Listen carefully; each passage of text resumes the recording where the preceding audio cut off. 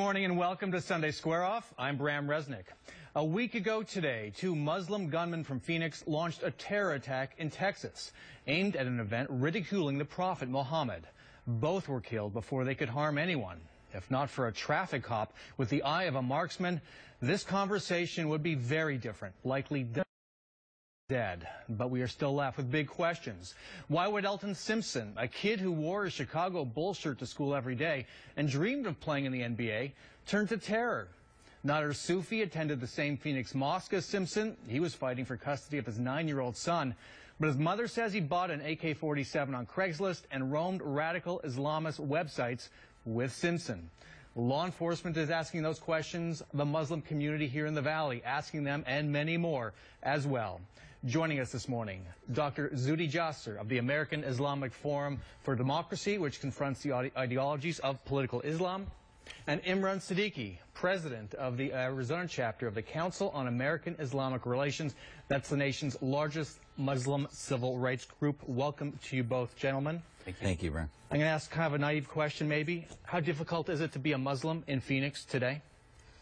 Well, I think for how difficult it is to be a Muslim since 9/11. I mean, bottom line is we have a responsibility, and either we're going to be victims and claim it's everybody else's fault, blame the FBI and others, or we take responsibility and look in that these are not lone wolves, but known wolves. This individual was known to the community. He wasn't sort of a stranger. He was known to the mosque at ICCP and his ideologies, the steps of radicalization. Granted, no one maybe knew that he was going to commit this act, but the first steps of anti-Americanism, the sense of victimization, we have to start getting past the denial, and I think that's the hardest part of being a Muslim, is addressing these issues. Same question for you, Imraan.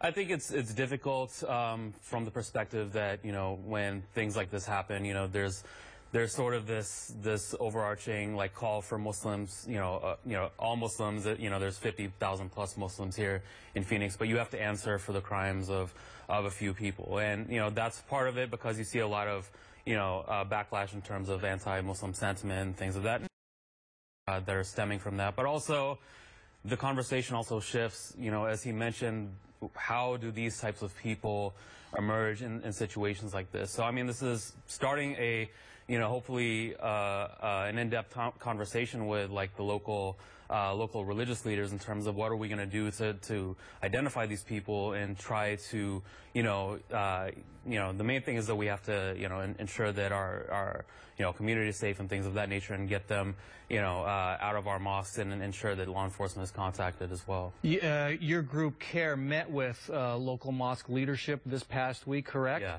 What was the outcome of that conversation? What was the feeling at the end of it?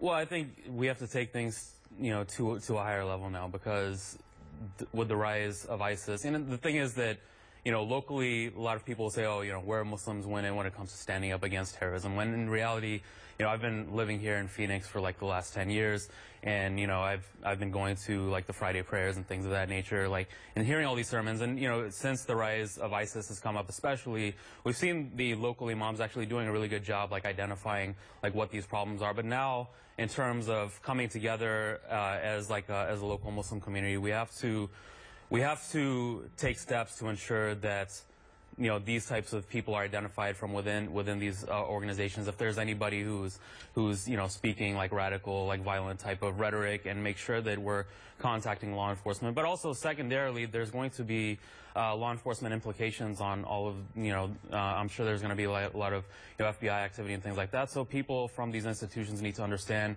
what their rights are, that they have rights to lawyers and things of that nature as well. Okay, we're going to talk about that law enforcement piece in a minute. Zuhdi Jasser, you've been very critical of Muslim leadership here in the Valley. You said there is a, quote, denial program by apologists in many mosques.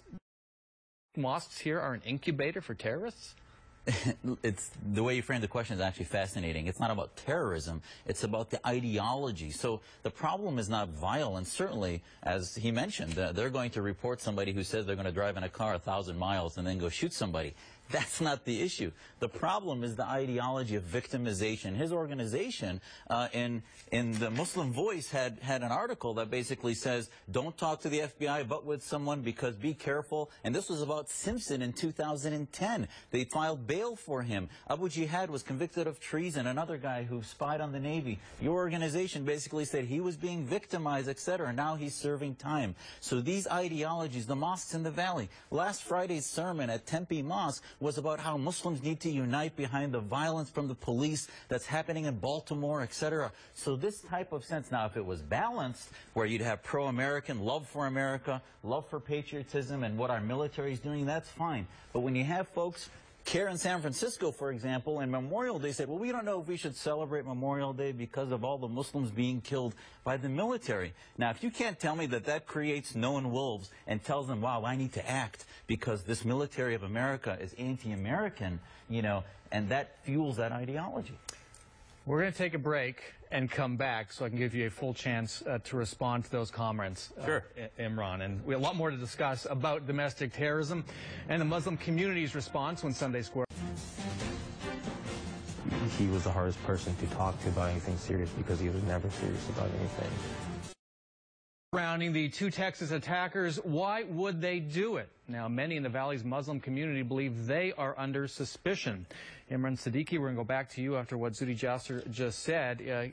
He says you are helping to cultivate these known wolves with this culture of victimization. What's your response? I think that's completely false. I mean, that's misleading. As we said, the people who are first and foremost affected by you know, these types of things happening are the local Muslims, and there's no other, you know, nobody more so wants to see this type of thing end than like the local leadership. That's why, you know, once this thing happened, within 24 hours, we had a room filled with like leaders saying, hey, what are we going to do to like get this out of the way? And he mentioned in terms of, you know, like saying that, you know, going to mosques and giving seminars as to knowing your rights when dealing with the FBI. You would say this to any single person who's approached by law enforcement. You were given a constitutional right to not incriminate yourself. So why would you say submit? You know, there's the trope that, oh, they have nothing to hide, therefore you should just basically submit to law enforcement, and that can open you up to a lot of legal issues. Like, I mean, you know, the majority of arrests post 9/11 have not been like terrorism related. They've been like, you know, giving false information to law enforcement. So you are telling people their basic rights in terms of what they're doing. That's not creating a culture of victimization. That's telling you the truth as an American what your rights are. So that's great, Imraan. But the issue is, what about Simpson? Do you think your organization should do a mea culpa and say, you know, oh boy, this guy, we were wrong. Why did we post bail for him? Why is the mosque today, the imam that you met with, blaming the FBI, who was really keeping us safe from a guy who truly was a problem, and yet you guys wanted to post bail for him back in 08? I wasn't with the organization, but it didn't happen. I mean, in terms of what happened back then, that's a completely different case. But no, knowing that wrong? Was wrong. Secondly, the FBI has been following this guy for 10 years, so they're doing the right thing in terms of, okay, is this guy a threat? They're following him, and they have informants planted on him. So when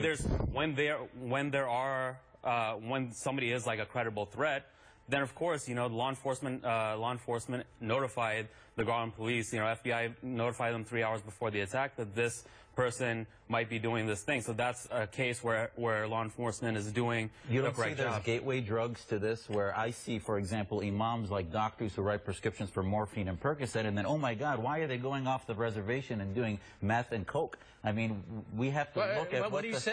I hear the metaphor, but what exactly are you saying? I'm saying that the gateway drug is an anti-Americanism, is a victimization, a collective. Is that what imams in our mosques are preaching? Many of them absolutely are telling them. Look at the imam this week. He said it was the FBI's fault. And you had Deidre Aboud in the paper yesterday, now this week, saying that, well, he would have, you know, the Muslim community is the victim. Deidre Aboud is who?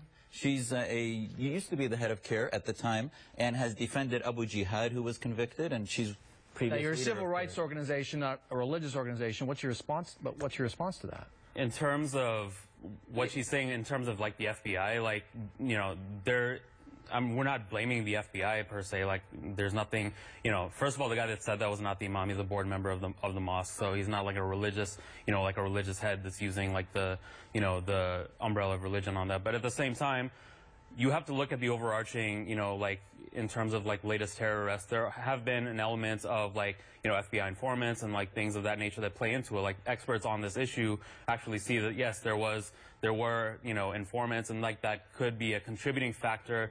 Like when, you see these videos with this Jihadi John guy, for example, like he was basically cased by MI6, which is the equivalent to FBI or CIA over there. Don't you think that if our communities had pro-American, you had celebrations on Veterans Day, Memorial Day, and celebrated what our military is doing, you look at American Sniper as being anti-Muslim, all these types of things are fueling a sense of hate against our country, so it fuels Islamo-patriotism. So you're saying the lack of the celebration of these holidays?